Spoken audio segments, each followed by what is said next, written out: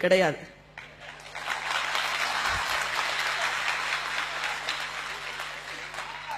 ஒரு பாட்டு மட்டும் சொல்றேன். தமிழ் எவ்வளவு ருசியானதுன்றதை சொல்லிட்டு போறேன்.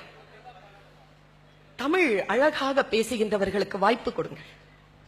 ருசிச்சு ருசிச்சு மென்னு மென்னு ரசிச்சு ரசிச்சு பேசுறவங்களை தூக்கி மேல நிறுத்துங்க. மற்றவர்களை நகைப்புக்குள்ளாக்கி ஆபாசமான விஷயங்களை பேசுகின்றவர்களை புறம் தள்ளுங்கள். தமிழ் ரொம்ப உயர்வானதுங்க, ரொம்ப அற்புதமானது.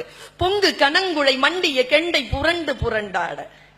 ஒரு பொண்ணு பந்தாடுறாங்க, என்ன பொண்ணு பந்தாடுறா, அழகா ஆடுறா, பந்தாடுறா, குறவஞ்சி பேசுது.